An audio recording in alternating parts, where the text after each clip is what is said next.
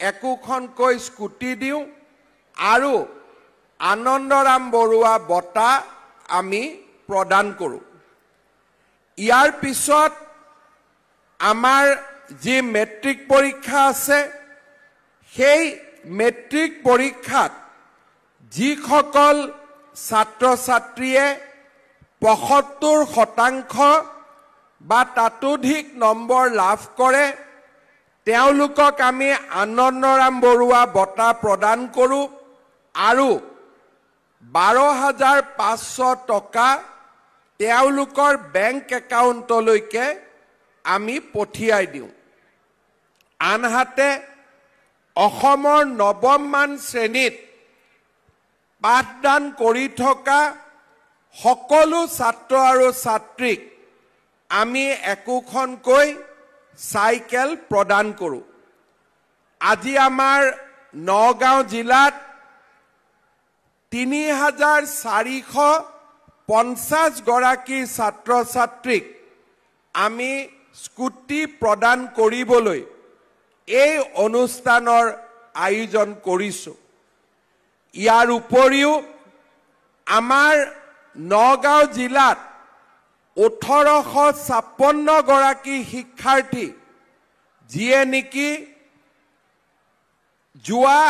বিগত মেট্ৰিক পৰীক্ষাত ৭৫% নম্বৰ লাভ কৰিছে তেখেতসকলৰ কাৰণেও আমি আজি ১২,৫০০ টকা পুৰস্কৃত কৰিম আৰু নগাঁও জিলাৰ ১৮৫৬ গৰাকী শিক্ষাৰ্থী এই আঁচনিৰ পৰা উপকৃত হৈছে। ঠিক তেনেদৰে নগাঁও জিলাৰ ১৬,৫৬০ গৰাকী শিক্ষাৰ্থীক যি নেকি ৯ম শ্ৰেণীত পঢ়ি আছে তেখেতসকলক আমি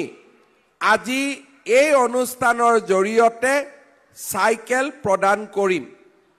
ইয়াৰ উপৰিও আমাৰ ৰাজ্যখনত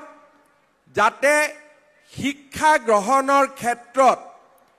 দৰিদ্ৰতা প্ৰতিবন্ধক হ'ব নোৱাৰে তাৰ বাবে আমি আন বহুবোৰ আঁচনি ৰূপায়ণ কৰোঁ। বিশেষকৈ আমাৰ চৰকাৰে এই বছৰ আৰম্ভ কৰা নিযুত মইনা আঁচনিখনে ইতিমধ্যে সমগ্ৰ ভাৰতবৰ্ষতে দৃষ্টি আকৰ্ষণ কৰিবলৈ সক্ষম হৈছে। নিযুত মইনা আঁচনি আমি আৰম্ভ কৰাৰ পিছত ভাৰতৰ বহুত ৰাজ্য চৰকাৰে আহি আমাক এই আঁচনিখনৰ বিষয়ে সুধিছে, কাৰণ এই আঁচনিখনৰ লগত এটা বহুত ডাঙৰ আদৰ্শ ইয়াৰ লগত সমাহিত হৈ আছে। আমি যদি অসমৰ সমাজ জীৱনৰ ফালে চকু দিওঁ, বিশেষকৈ পিছপৰা অঞ্চলসমূহত আমাৰ ছাত্ৰীসকলে ৯ম শ্ৰেণীত ১০ম শ্ৰেণীত পোৱাৰ লগে লগে দেউতাক মাকে তেওঁলোকক বিয়া দিয়াৰ বাবে প্ৰচেষ্টা আৰম্ভ কৰে। যোৱা ২টা বছৰৰ পৰা আমি বহুত প্ৰচেষ্টা হাতত লৈছোঁ যে যাতে আমাৰ ৰাজ্যখনত কম বয়সতে ছোৱালীক দেউতাক মাকে বিয়া নিদিয়ে। আমি যেতিয়া এই কথাবোৰ দেউতাক মাকৰ লগত পাতো, ছোৱালীজনীৰ লগত পাতো, তেতিয়া আমাক বহুতে কৈছিল যে মামা আমি পঢ়িব খোজো,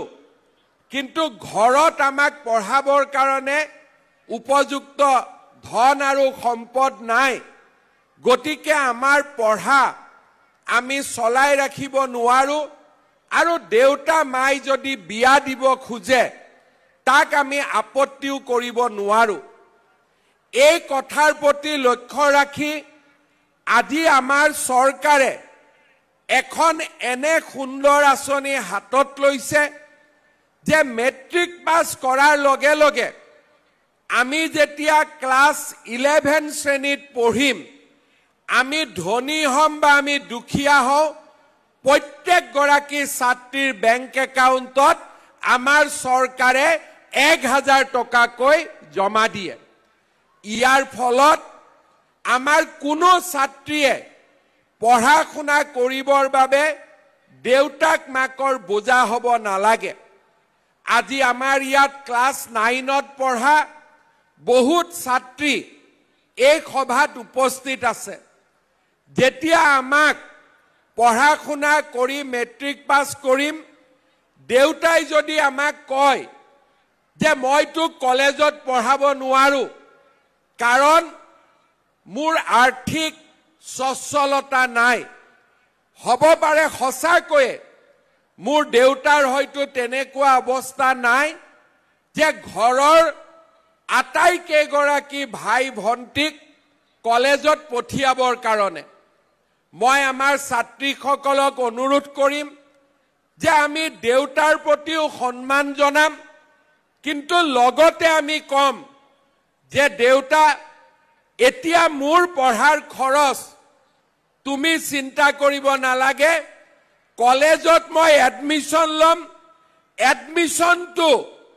এক পইচা নিদিয়াকৈও কলেজত এডমিশনৰ কাম মামাই আমাৰ সকলোৰে বাবে কৰি দিছে কলেজত এডমিশন লবৰ বাবে আমি 1 টকাও দিব নালাগে লগত আমি এইটো কম যে মামাই কলেজত বিনামূলীয়াকৈ এডমিশন কৰি দিছে লগতে প্ৰত্যেক মাহৰ 10 তাৰিখে মামাই মোৰ বেংকৰ একাউণ্টত 1000 টকা পঠাই দিব গতিকে মোৰ স্কুলত আহা যোৱাৰ খৰচো তুমি চিন্তা কৰিব নালাগে দেউতা মাই ভাল পাব যে অন্তত মোৰ ছোৱালীজনীৰ দায়িত্ব মামাই লৈছে লৰাজনক মই নিজে ভাল কৰি পঢ়ুৱাম ইয়াৰ পিছত আমি যেতিয়া হায়াৰ সেকেন্ডাৰী পাস কৰিম মেডিকেল পঢ়িব খুজিম ইঞ্জিনিয়াৰিং পঢ়িব খুজিম কোনোবাই দিল্লীত যাব খুজিব কোনোবাই বিএ পঢ়িব এপিএস এসিএস হ'ব খুজিব আকৌ দেউতাই ক'ব যে মা তুমি সোনকালে বিয়া হ'ব লাগে কাৰণ কলেজত মই গুটেই কেজন ভাই ভণ্টিক পঢ়ুৱাব নোৱাৰো তেতিয়া আমি আকৌ এবাৰ উত্তৰ দিম যে এইবাৰো মই মেডিকেল পঢ়ো ইঞ্জিনিয়াৰিং পঢ়ো নগাঁও কলেজত পঢ়ো কলিয়াবৰ কলেজত পঢ়ো মোৰ এডমিশনৰ যি 10000 টকা মোক লাগে এই টকাও মোক মামাই দিব তুমি চিন্তা কৰিব নালাগে কলেজত মোৰ এডমিশন মই বিনামূলীয়াকৈ কৰিম আৰু তাৰ পিছত আমি আকৌ দেউতাক কম যে দেউতা 11 আৰু 12ত মামাই মোৰ বেংক একাউণ্টত 1000 পঠাইছিলে এতিয়া মই ডিগ্ৰী পালো মেডিকেল পালো ইঞ্জিনিয়াৰিং পালো এতিয়াৰ পৰা মামাই মোৰ বেংক একাউণ্টত 1250 কৈ টকা প্ৰত্যেক মাহৰ 10 তাৰিখে পঠিয়াব আমি বুজি পালো নে নাই সকলোৱে বুজি পালো নে নাই পালো যদি অলপ ডাঙৰকৈ ক'ব লাগিব পালো ইয়াৰ পিছত আমি ডিগ্ৰী পাস কৰিলো ডিগ্ৰী পাস কৰাৰ পিছত আমি ইউনিভাৰ্সিটিত যাব লাগে ইউনিভাৰ্সিটিত পঢ়িবৰ কাৰণে খৰচ কিন্তু বেছি লাগে তেতিয়া দেউতাই ক'ব যে মা 11 12 মামাৰ লগত মিলি মই তোক পঢ়ুৱালো ডিগ্ৰীও মামাৰ লগত মিলি মই পঢ়িয়ালো এতিয়া অন্তত তই বিয়া হ এতিয়া আৰু বিয়া হবৰ কাৰণে মানা নকৰিবি এইবাৰ আমি উত্তৰ কি দিম যে দেউতা মই বিয়া নহবৰ কাৰণে মামাই আৰু নতুন কাম এটা হাতত লৈছে তেতিয়া দেউতাই খুদিব কি কাম হাতত লৈছে যে ইউনিভাৰ্সিটিটো মোৰ এডমিশনটো বিনামূলীয়া হ'বই এইবাৰ মামাই মোৰ বেংক একাউণ্টত 1250 টকা নিদিয়ে এইবাৰ মামাই মোৰ বেংক একাউণ্টত 2500 টকা কৰি প্ৰত্যেক মাহত দিব তেতিয়াতো আৰু দেউতাই বিয়া দিব নোৱাৰে গতিকে আমি নিযুত মইনা আঁচনিৰ জৰিয়তে কোনো দেউতা মা যাতে ছোৱালীক সোনকালে বিয়া নিদিয়ে পঢ়া শুনা কৰাই ঘৰখনৰ কাৰণে ভাল খবৰ লৈ আহিব পাৰে পঢ়া শুনা কৰি তাৰ কাৰণে আমি চেষ্টা কৰিছো মোক লৰাবিলাকে কৈ আছে মামা আমাৰ কাৰণে একো নাই নেকি হয় নে নহয় এইবাৰ মই চেষ্টা কৰিম লৰাবিলাকৰ কাৰণেও ভাল আঁচনি এটা বনোৱা যাতে লৰাবিলাকেও দেউতাক মাকৰ কষ্ট কমাব পাৰে হ'ব ইয়াৰ লগতে আৰু আমি কি কৰিছো অকল পঢ়ালেতো নহব মই পঢ়িলো পঢ়ি পেলাই মোৰ সন্মুখত চাকৰিও নাই ব্যৱসায়ও নাই আৰু মই একোৱে কৰিব নোৱাৰো তেতিয়া দেউতা মাই কি কব যে তোক মই হাক দিছিলো পঢ়িবৰ কাৰণে তই মামাৰ কথা শুনি 6 বছৰ পঢ়িলি এতিয়াতো কতো চাকৰি বাকৰিও নাই এতিয়া কি হ'ব তেতিয়া আমাৰ উত্তৰটো কি হ'ব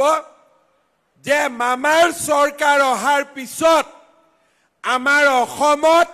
চাকৰিৰ কাৰণে আমি কোনেও 1 টকাও দিব নালাগে মাত্ৰ পঢ়া শুনা কৰিলে আমি চৰকাৰী চাকৰি পাব পাৰো যোৱা 3 বছৰত আমি প্ৰায় 1.5 লাখ ল'ৰা ছোৱালীক 1 টকা নোহোৱাকৈ আমি চৰকাৰী চাকৰি দিছো আগতে ডিএসপি মেজিষ্ট্ৰেট ধনী মানুহৰ ল'ৰা হৈছিলে মন্ত্ৰী এমএলএৰ খুলখালিয়েকে মেজিষ্ট্ৰেট হৈছিলে ডাঙৰ ডাঙৰ অফিচাৰৰ ল'ৰা ছোৱালীয়ে মেজিষ্ট্ৰেট হৈছিলে ডিএসপি হৈছিলে এতিয়া মামাৰ চৰকাৰৰ দিনত আমাৰ গাঁৱৰ তৰকাৰী বেপাৰী ল'ৰা ছোৱালীয়ে এছিয়ে জয় মেজিষ্ট্ৰেট হয় ডিএসপি হয় সবজি বেপাৰী ল'ৰা ছোৱালী ঠেলা চালক ৰিক্সা চালকৰ ল'ৰা শিক্ষক শিক্ষয়িত্ৰী হয় চৰকাৰী চাকৰি পায় আজি আমাৰ সন্মুখত এটা উজ্জ্বল ভৱিষ্যতে আমাৰ বাবে অপেক্ষা কৰি আছে আমি যিখন অসমত জন্ম লৈছিলো আমাৰ অসমখন বেলেগ আছিলে যোৱাকালি মই মোৰ এটা ভাষণত কৈছিলো যে আমি যিখন অসমত জন্ম লৈছিলো সেই অসমখন প্ৰতিদিনৰ অসম আছিলে যত প্ৰতিটো দিনাই প্ৰথম পৃষ্ঠাত আন্দোলনৰ খবৰ আহে গুলিকাণ্ডৰ খবৰ আহে আলফাৰ বাতৰি আহে আৰু পেপাৰৰ প্ৰতি পৃষ্ঠাত এপিএসসিত চাকৰি দিয়াৰ বাবে কিমান কোটি টকা ঘোষ দিব লাগিছিলে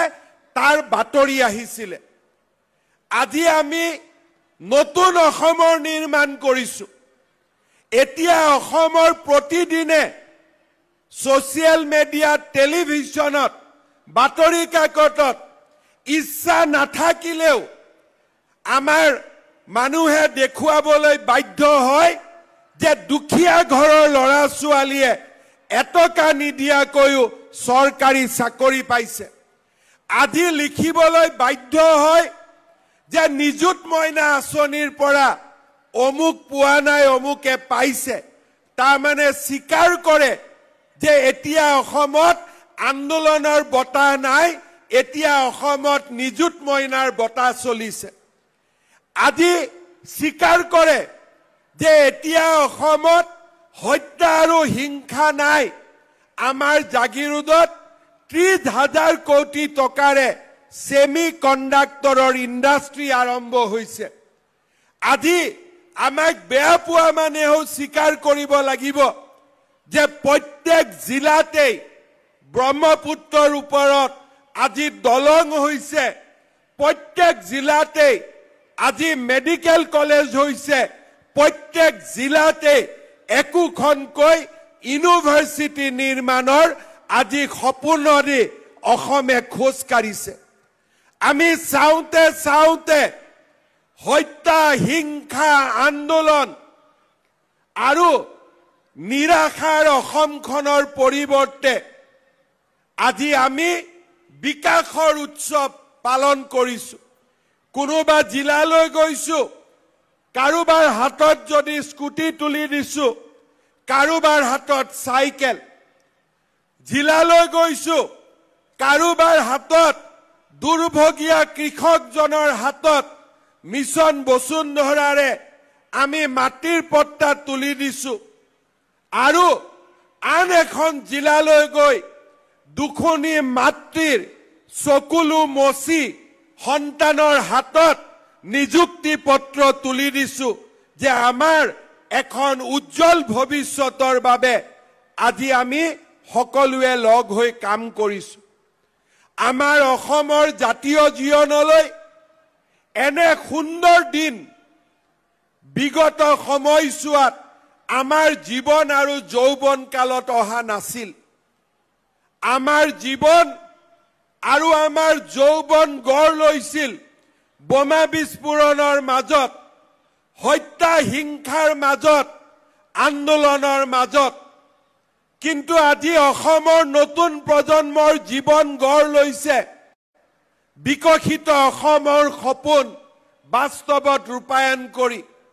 কাৰোবাৰ হাতত চাইকেল, কাৰোবাৰ হাতত কম্পিউটাৰ, কাৰোবাৰ হাতত স্কুটি, কোনোবাই মহিলা আত্মসহায়ক গোটৰ জৰিয়তে, কোনোবাই মুখ্যমন্ত্ৰীৰ উদ্যমিতা আঁচনিৰ জৰিয়তে, কোনোবাই মুখ্যমন্ত্ৰীৰ আত্মনিৰ্ভৰ অসম আঁচনিৰ জৰিয়তে, আৰু নতুবা কোনোবাই চৰকাৰী চাকৰিত মেধাৰ নিযুক্তিৰ মাজেৰে এখন উজ্জ্বল অসম নিৰ্মাণৰ বাবে আজি আগবাঢ়িছে। বাণীকান্ত কাকতি, আনন্দৰাম বৰুৱাৰ দৰে পুৰুধা ব্যক্তিসকলে আমাৰ অসমখনক লৈ যি সপোন দেখিছিল, লোকপ্ৰিয় গোপীনাথ বৰদলৈৰ দৰে নেতাসকলে যি নতুন অসমৰ বুনিয়াদ ৰচনা কৰিব বিচাৰিছিল, আজি আমি তাক বাস্তৱৰ ফালে আজি আমি লৈ গৈ আছো। যেতিয়া আমি একোখন জিলাৰ সদৰলৈ আহো, সেই জিলাত নতুনকৈ নিৰ্মাণ হোৱা stadium, swimming pool, auditorium, district library, নতুন নতুন দলং আমাক এখন প্ৰগতিশীল আধুনিক অসমৰ স্বপ্ন বাস্তৱত ৰূপায়িত হোৱাৰ প্ৰতিচ্ছবি আমাৰ সন্মুখলৈ লৈ আহে। যেতিয়া অসমৰ দৰে ৰাজ্য চৰকাৰে আমাৰ NRLৰ দৰে, নুমলীগড় শোধানাগাৰৰ দৰে, গেছ কেকাৰৰ দৰে, ছেমি কণ্ডাক্টৰৰ দৰে বৃহৎ বৃহৎ উদ্যোগত অংশীদাৰিত্ব বিনিয়োগৰ কথা চিন্তা কৰে, আমি আমাৰ অসমখনক এখন আত্মনিৰ্ভৰ অসম হোৱাৰ সপোন বাস্তৱত ৰূপায়িত হোৱাও আমি নিজ চকুৰে প্ৰত্যক্ষ কৰোঁ। মই বিশ্বাস কৰোঁ আমাৰ সমাজখনত, আমাৰ যুৱক সমাজৰ বাবে আমি এখন নতুন অসম নিৰ্মাণৰ বাবে যি আমি কৰ্ম যজ্ঞ হাতত লৈছিলোঁ, তাৰ ফলাফল আজি ৩.৫ বছৰ পিছত আমাৰ সন্মুখত বিদ্যমান হৈছে। অসমৰ আজি চুকে কোণে মানুহে নতুন আৰু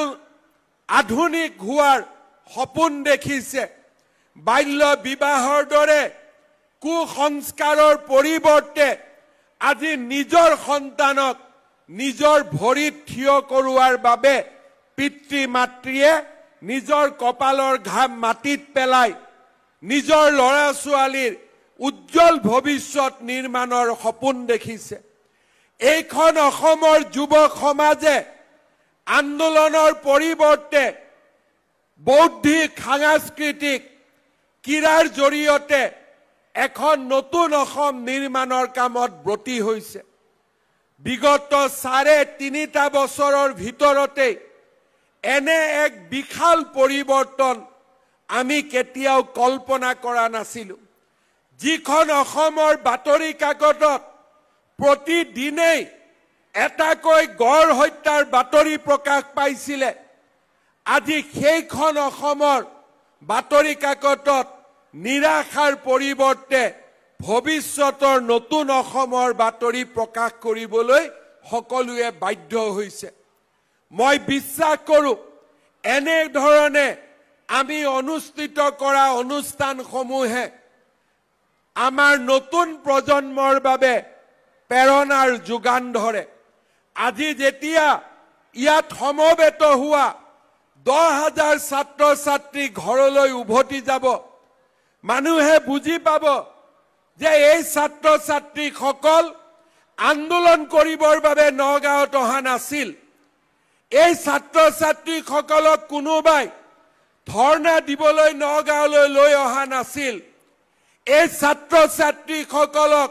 চৰকাৰে ৰাইজে নগাঁৱলৈ লৈ আহিছিল বিকশিত অসমৰ সেনানী হিচাপে নিৰ্মাণ কৰিবলৈ তেওঁলোকক আজি নগাঁৱলৈ লৈ আহিছিল আজি আমি এখন নতুন দিনৰ অসম নিৰ্মাণৰ কামত ব্ৰতী হৈছো মই বিশ্বাস কৰোঁ আমাৰ সকলোৰে আশীৰ্বাদত আমি আমাৰ এই অসমখনক আগুৱাই লৈ যাবলৈ সক্ষম হ'ম আজি আমাৰ সমাজত আজি আমাৰ সভাত যিসকল ছাত্ৰ ছাত্ৰী উপস্থিত আছে তেওঁলোকক মই কেইটামান পৰামৰ্শ দিব বিচাৰো প্ৰথম আমি সাইকেলখন কিয় দিছো আমি সাইকেলখন কোনোবাই আমাক ভোট দিব তাৰ কাৰণে আমি দিয়া নাই আমি সাইকেলখন দিছো যাতে আমি প্ৰতিটো দিনেই আমি স্কুললৈ যাব পাৰো আজিৰ সভাত আমি সকলোৱে প্ৰতিজ্ঞা কৰিম যে আমি কোনেও স্কুলত নোযোৱাকৈ নাথাকো প্ৰত্যেকটো দিনতে আমি স্কুললৈ যাম স্কুললৈ যোৱাৰ পিছত আমি কি কৰিম শ্ৰেণীসমূহ আমি নিয়মীয়াকৈ কৰিম আৰু ঘৰলৈ উভতি আহি আমি নিতৌ ঘৰত এবাৰ 2 ঘণ্টা 3 ঘণ্টাৰ কাৰণে হলেও ঘৰত আমি অধ্যয়ন কৰিম অধ্যয়নৰ আন এটা দিশ হৈছে গ্ৰন্থ পঢ়াৰ অভ্যাস আমি আমাৰ স্কুলত থকা বিজ্ঞান ইংৰাজীৰ সমাজ বিজ্ঞানৰ কিতাপ পঢ়ি আমি সীমিত জ্ঞান আহৰণ কৰিম কিন্তু যদি এবাৰ আমি কিতাপ পঢ়াৰ অভ্যাস গঢ়ি তুলো তেতিয়া হলে আমি জ্ঞানৰ অসীম ভাণ্ডাৰখন আমি নিজে প্ৰত্যক্ষ কৰিব পাৰিম মই আমাৰ ছাত্ৰ ছাত্ৰীসকলক পৰামৰ্শ দিম ডাঙৰ মনীষীৰ জীৱনীৰ পৰা ভাৰতৰ বুৰঞ্জীৰ গৌৰৱ উজ্জ্বল অধ্যায়ৰ পৰা অসমৰ বুৰঞ্জীৰ গৌৰৱ উজ্জ্বল অধ্যায়ৰ পৰা আমাৰ যি